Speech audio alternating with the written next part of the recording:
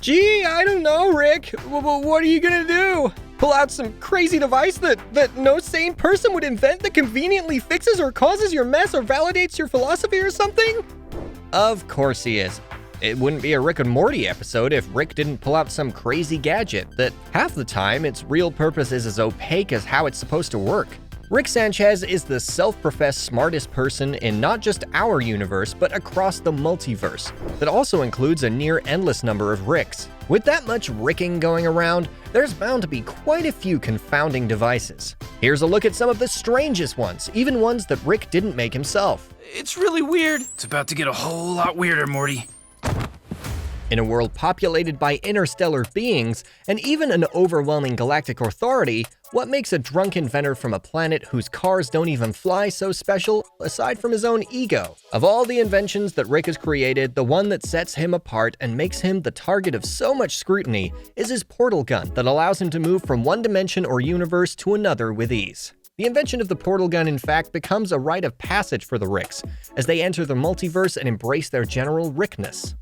Naturally, with a nearly infinite number of Ricks having the ability to slip in and out of any reality or dimension they want, is going to cause problems with a nearly infinite number of universes wanting that sweet portal gun technology, and for dealing with the blowback from interdimensional and morally ambiguous Ricks, leading to the very un-Rick creation of the Council of Ricks. How the portal gun works is all of the Rick's most closely guarded secret. Under normal circumstances, a car made from junk in the average suburban garage. What do you think of this flying vehicle, Morty? I built it out of stuff I found in the garage. Flies and travels in space would be a significant creation worthy of building an entire show around. The adventures of Richard and Mortimer in their fantabulous contraption. But for all its use, Rick's space car is more of an afterthought assembled from just what's available. Like a sleeper junker at a drag strip, however, its janky bodywork is hiding an array of crazy science stuff, including an interpretive AI that can find creative ways to protect its occupants, a flat tire simulator for space for some reason, and of course a battery that contains worlds within worlds to power it. I mean, what's in your batteries? Lithium and cobalt? That's just crazy. Rick created a perpetual motion battery by stuffing a microworld inside and appearing to that world as an alien that has solved their power problems. Stomp boxes. The idea is simple, it's how convoluted it is. An entire population powers their world, and by extension the battery, by marching in place on top of boxes hooked to generators. The only problem is that the world exists long enough for someone on that planet to get the very Rick idea of developing a battery that contains a microworld, where the population generates power for themselves and the battery. Which of course leads to that world starting to develop its own microworld-powered battery. It's microverses all the way down. Rick needs Morty.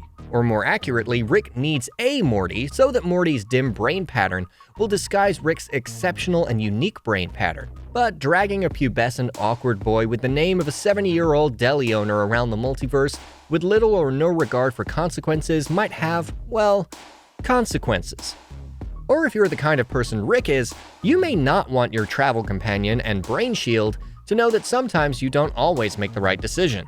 That's when you want something that will extract that memory. Just in case you need to remember that later, why not have a helmet that puts the memories back? What could go wrong? So many things, including a disillusioned Morty binging memories and taking his frustrations out on Rick and the device. That's why you give Summer a set of protocols to reset things in case of a Morty freakout. Dan Harmon met a frustrated animator wasting away in reality show production named Justin Roiland as part of a rolling film festival created with Harmon's hometown buddy Rob Schraub. Before Harmon and Roiland got together to pitch their series to Adult Swim, Roiland had another pitch about a world of technologically advanced dogs that never got picked up. In the second episode of Rick and Morty, the Rickverse explores the idea when Rick fits a cognitive enhancer on the family dog in order to make him more capable of following commands.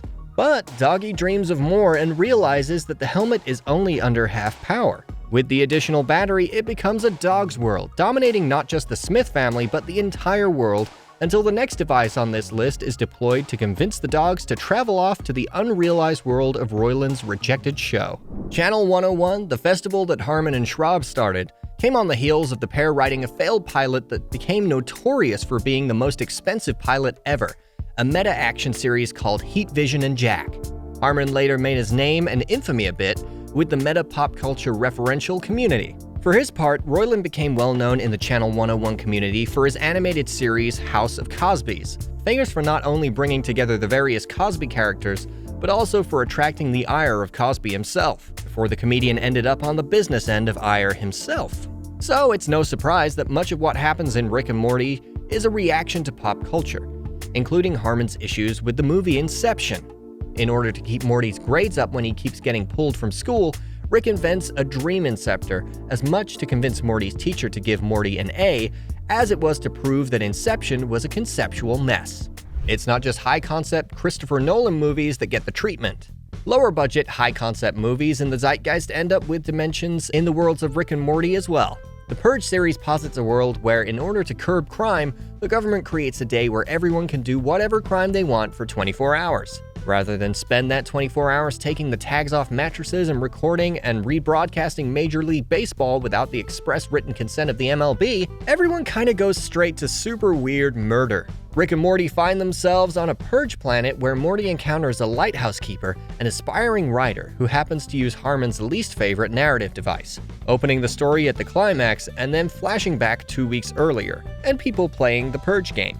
Always prepared, Rick has a pair of Iron Man-style Purge Suits that not only help them survive, but reveal an aggressive side Morty didn't know he had. Rick and Morty has created a lot of iconic catchphrases, most of which feature plenty of nonsense words, or in the cases of phrases like wubba-lubba-dub-dub, just all nonsense words. In my people's tongue, it means, I am in great pain, please help me. One of those quotable moments comes from how one of the strangest beings in the Rickverse introduces themselves. I'm Mr. Meeseeks, look at me! With that, the blue humanoid blob waits for his instructions so that he can fulfill his ultimate destiny of dying. It sounds grim, but for a Meeseeks, existence is pain. The longer it takes for a Meeseeks to solve a problem, the more pain it endures. I have to fulfill my purpose so I can go away! So if you're going to use one to improve your golf game, don't be a Jerry. Be ready to take some coaching. Looking at all the high-tech gear that Rick uses, one might start to ask where the money for all of it comes from. Well, the first answer to that question is, who says that Rick actually pays for any of it? The second answer is more complicated. On top of high-value smuggling and heisting, Rick also has a number of money-making ventures of various levels of bonkers, like anatomy parks situated in the internal organs of an ailing wino. It's a little business venture I've been cooking up on the side with Dr. Bloom. To create the experience, Rick also created an elaborate shrink ray and an embiggen ray inside the spleen of his host. Just like Jurassic Park, building a park within a person with numerous infections goes all wrong. Plus, Rick couldn't get anyone behind his Pirates of the Pancreas ride. With the risky behavior that Rick gets up to in his travels, it's good to have a backup plan. Like any good super scientist, part of that backup plan involves a raft of clones that Rick can transfer his consciousness into, in case of an emergency. When Rick needs to appear as a teenager to reluctantly, as always, solve some Morty and Summer issues, the young, hip Rick ends up resisting being transferred to original Rick, something that manifests in a lot of discomfort. Once Summer is able to override Morty, who needed young, hip Rick to maintain his status in the school, and got Grandpa back into a Grandpa-appropriate body, Rick did away with Project Phoenix, only to take advantage of other dimensional Rick's backup plan later when death was unavoidable. The meta nature of Community introduced the non-TV show running world to terms like the bottle episode, that is done at a lower budget so that more money can be spent on an episode with more spectacle. Another way that long-running shows can fill space is the clip show, where characters remember events of past episodes that are then replayed for the audience. Rick and Morty is no normal show. That's true. That's right, yeah. And its space filler episodes are just as Rick and Morty as everything else in the show. Rick has developed a set-top box that is able to not only pirate all the cable in our world, but the cable in every dimension, proving an increasingly ridiculous channel surf through shows from realities that are as bizarre as their shows. Those shows are generated mostly via creator Justin Roiland improvising a bunch of bonkers shows in the recording booth and then finding out what that would look like. If you're going to be the brain shield to your dimension-tripping grandpa that also continuously puts you in heart-pounding peril, you're going to want that super science grandpa to at least kick down a device or two that makes high school a little more bearable. One of those is the dream of every video game player in existence, the save point device. You know the routine, you're about to tackle that mid-game boss, but you know if you die you're gonna lose all that sweet swag you've collected. So you save the game at a point before charging in so you can take a few tries at that hill. Morty's save point device allows him to erase mistakes, but as anyone who has worked on a project on a computer, you have to remember to keep saving. Nothing like the dread of seeing that hourglass or beach ball and thinking, when was the last time I saved? It's a lesson that Morty had to learn the hard way. Almost always, when your super science grandpa reluctantly kicks down some super science to make your high school life better, it's going to make things worse. Sometimes it can go wrong in a way that might be beyond even Rick's abilities. Like a love potion that eventually turns everyone into horrifying Cronenberg creatures. When that happens, the next best option is to find a reality where the Rick solved the problem but then immediately died, which, thanks to an infinite multiverse, is bound to happen. You just need some interdimensional goggles to find it. You can also appease a restless family by giving them a peek into their own universe of what-if worlds. There are some films that are so bizarre, so incomprehensible, that they have formed a following of people who bond over the dynamic experience of having watched that movie for some reason. One of those movies is the confounding Sean Connery vehicle Zardoz. Somewhere between being Bond, James Bond, and Indiana Jones's dad, Connery donned a red loincloth and some bandoliers for the strange 70s dystopia Zardoz, where giant heads deliver guns to brutish tribes of men while a protected society lives unaware of the life of the tribes. It's a movie that Harmon is obsessed with, and is parodied when Morty picks up a pleasure bot at a galactic pawn shop that turns out to be the elaborate breeding device of a race of creatures where the males are hyper-aggressive and violent, and the women keep them in control by using giant Zardoz heads to drop off the pleasure robots for breeding. Giving a teenage boy such a device goes predictably wrong. Being a family channel, we can't tell you where the term dropping loads comes from. When it comes down to it, Rick has a variety of objects that make big things small and small things big. It's Super Science 101, really. Sorry, Hank Pym.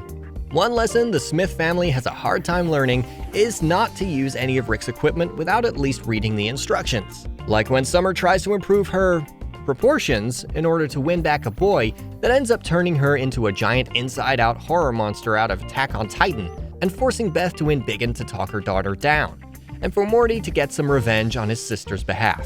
I've managed to use embiggen twice, and it's not even a Simpsons video. Not everything is a device that Rick uses against someone or something Rick has that is used badly. Sometimes crazy science devices are used against Rick, mostly in an attempt to get the designs to Rick's portal gun. One such device is the Series 900 Brainaleyser, a device that creates believable dreams meant to get the subject to reveal their secrets. But it has to work fast because it liquefies the brain of the subject in the process. Unless that brain is Rick, who eventually modifies one to have his conscious skip around bodies in an elaborate scheme to destroy the Citadel of Ricks and the Galactic Federation in one shot.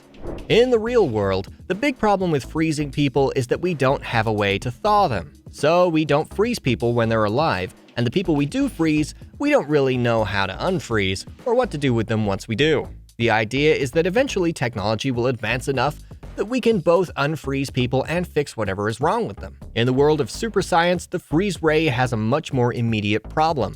People tend to be able to thaw in the super science world. It's the problem of keeping someone from running into the frozen person before it's time, like Summer and Morty's classmate Frank Palacki, who was frozen, then knocked over, and then of course shattered into several pieces. Of course, you know, if I could save time in a bottle, I'd spend all that time with you. But there are a lot of situations where one could use a little more time, like maybe someone who is working very close to a deadline because they spent the better part of the afternoon taking a nap. Just as a random example that may or may not relate to this video. The idea of a device that stops time is a science fiction anthology staple, almost like a lot of writers nap their way to a deadline. And Rick is not one to miss out on sci-fi staples. Rick deploys the time freezer to give Summer and Morty some time to clean up after dual parties, and then, because why not, have a little fun in a frozen world.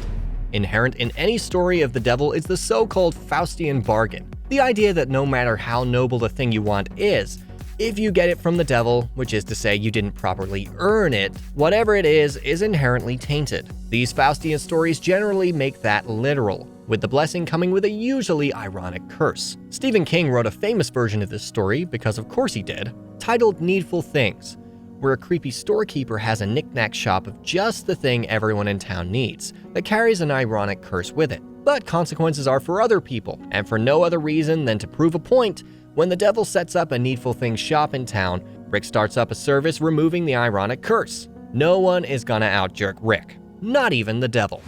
Rick is an exceptional intellect and a right bastard, and Morty is a well-meaning dimwit. Where is the family resemblance? It turns out it's in Beth. While Beth is a horse surgeon and not a super scientist, as Rick points out to Beth, the apple not only didn't fall far from the tree, it went straight down. In order to temper more of Beth's more questionable proclivities as a kid, Rick handled things in a decidedly Rick way by creating a virtual world named Froopyland, where she couldn't get hurt and more importantly, couldn't hurt anyone else. Well, except for the kid stranded there while his father was accused of eating him. Can't make an omelet without breaking some eggs. We all search for our purpose in life, the one thing that will give our seemingly random existence meaning. Why are we here? What are we meant to do? Who are we, really? While most of us never get a satisfying answer to that question, that might end up being the bright side. We could be like one of Rick's cruelest creations, the self-aware robot whose purpose is to bring Rick butter. There's one thing that even Rick's science can't fix, and that's the amount of time between seasons. There have been 2 seasons of Roiland's Solar Opposites since the last season of Rick and Morty, when it was renewed for 70 more episodes. This June, the show should be back, unless someone mentions deadlines to Dan Harmon.